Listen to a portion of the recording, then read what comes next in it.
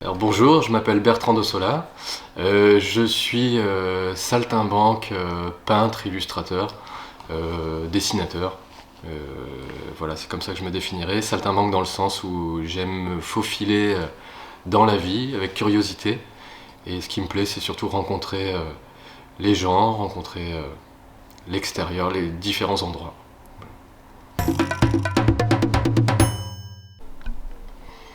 Alors c'est toujours difficile de choisir un artiste favori. Moi je citerai Fred, un dessinateur de bande dessinée que j'adore.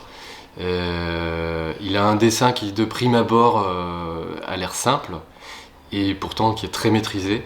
Et puis j'adore son imaginaire qui est complètement libre, qui emmène le lecteur dans des pays, des scénarios complètement improbables. Et puis voilà, c'est un voyage chaque fois. Donc j'adore, ouais, pour sa liberté, cet artiste. Et puis ouais, il y a énormément de créativité dans tous les détails de son œuvre, dans les personnages, dans chaque objet, dans le paysage. C'est sans fin. L'art, pour moi, c'est peut-être une des manières d'être humain, parmi les humains. Une manière justement de se faufiler parmi les humains et d'être en écho les uns avec les autres. Voilà, c'est un vecteur pour découvrir les caractéristiques surprenantes des autres, ça peut être des paysages, ça peut être des caractéristiques de ce monde qui nous entoure, qui est en perpétuel changement. Et c'est juste une manière d'être ouvert à tout ça, toute cette diversité. Et peut-être pour les personnes qui pratiquent un art, d'être un peu comme un filtre, un humble filtre, se laisser traverser par ce qu'elles rencontrent, et puis le filtrer tout simplement humblement avec leur caractère, leur vécu, leur angle, leur point de vue, leur pratique. Et de ce filtre que sont ces personnes, en ressortir un dessin, une peinture, une bande dessinée, une histoire. Voilà. C'est toujours subjectif, c'est la petite touche en tant que petite fourmi parmi toutes les fourmis qu'on est, c'est la petite touche qu'on peut apporter. Voilà, c'est un peu ça pour moi, l'art. Ma technique de création favorite, c'est dur là encore de choisir. Je pourrais dire, bien que j'adore la couleur, je crois que j'adore l'encre de Chine. Et ce qui m'a peut-être attiré vers ça, je crois que ça a été de voir entre autres les œuvres d'Hokusai, qui a fait aussi des choses en couleur, mais qui a fait beaucoup de peinture, presque de captation de son monde, du monde qui l'entourait, que ce soit des œuvres un peu comme des catalogues, quand il répertorie les coquillages, les animaux, donc il fait de véritables inventaires. Et puis sinon, il a peint également ses semblables, donc on voit la foule devant le théâtre, on voit les passants, les artisans, et tout ça à l'encre de Chine, à travers ce moyen tout simple, et pourtant lui qui l'utilise de mille manières, et avec cette simple encre de Chine et son pinceau, il arrive à restituer un foisonnement, une diversité de vie qui moi me séduisent complètement et m'embarquent. Difficile. En ce moment, je regarde curieusement une série sur les migrations des proto-turcs, de ceux qui sont devenus le peuple turc ensuite. Peut-être que ça me représente un peu parce que j'aime bien le voyage, j'aime bien découvrir d'autres horizons, d'autres peuples, ça m'intrigue. Voilà. Puis il y a une grande liberté, une errance de ces gens qui se déplaçaient en tribu avec leur yourte et puis qui avançaient vers un ailleurs. Je ne sais pas si ça me représente, mais ça m'embarque en tout cas. Ce qui m'a donné envie de devenir artiste, alors moi je me qualifie plus comme saltimbanque qu'artiste, dans le sens où justement on y vient, ce qui m'a donné envie, c'est finalement de d'aller côtoyer les gens, les espaces, tout ça. De me faufiler, de me balader dans la vie. Je trouve ça très beau de pouvoir, comme un cordonnier peut-être va travailler le cuir jour après jour. J'aime cet aspect peut-être un peu caché qui est dans les coulisses d'un dessinateur ou d'un peintre. La régularité qu'il offre à sa pratique. Voilà, et si on parle d'Hokusai, ben c'est pareil, vraisemblablement. Enfin, tous ces gens-là, c'est des gens qui ont tellement travaillé. Voilà. Et tout ce travail-là, c'est le chemin qu'ils font. Au-delà du résultat qu'ils obtiennent, ce chemin-là, je trouve ça très beau et très, très inspirant aussi. Alors les personnes qui ont peut-être motivé mon début de vie de saltimbanque, alors en déclencheur, il y a eu...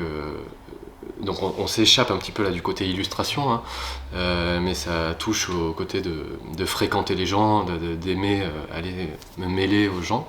À Aix-en-Provence justement, j'ai pas mal pratiqué la musique dans les rues. Et puis voilà, j'ai pu un jour voir un chanteur qui venait d'Inde, du Kerala, qui chantait a cappella devant les terrasses sous le soleil assez puissant de cette ville.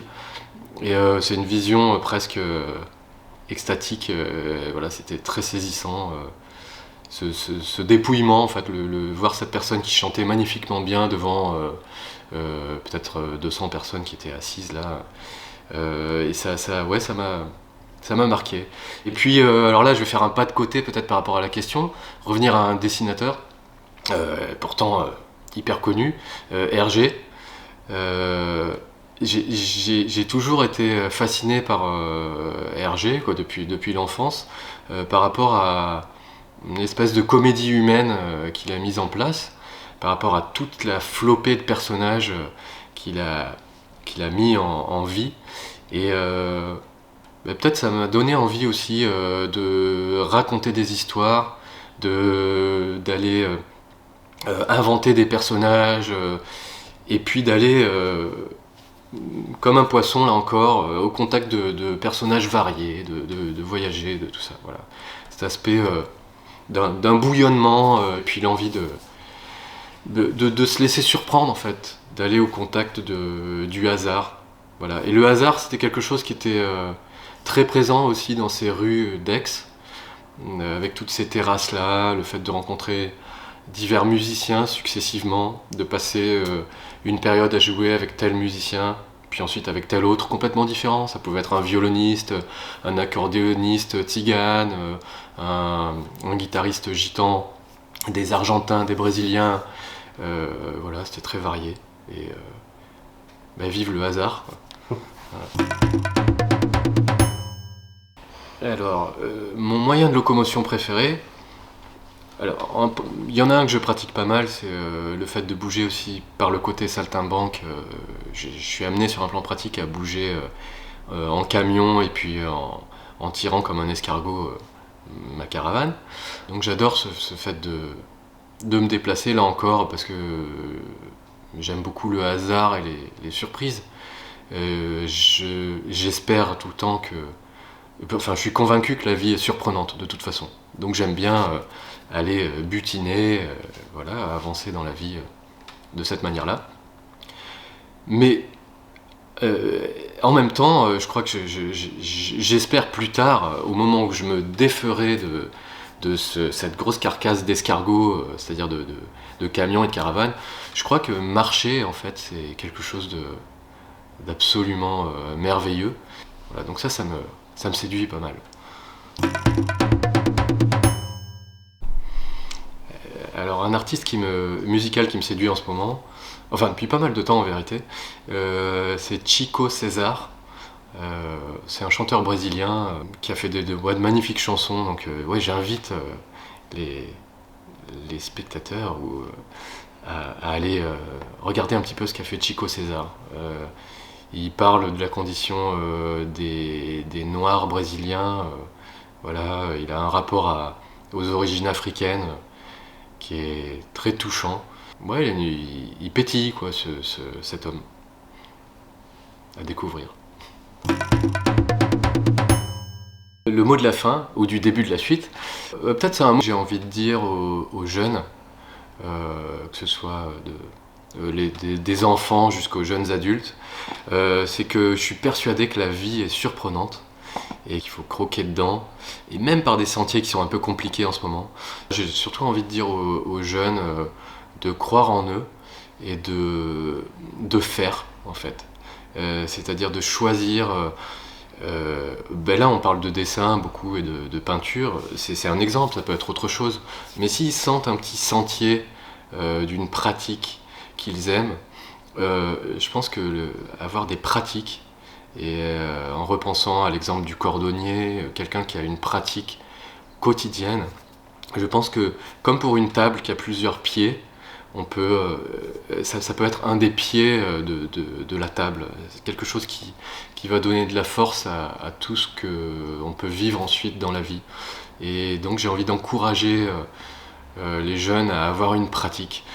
Là encore, au-delà des chichis et des blabla, boum, faire chaque jour, faire.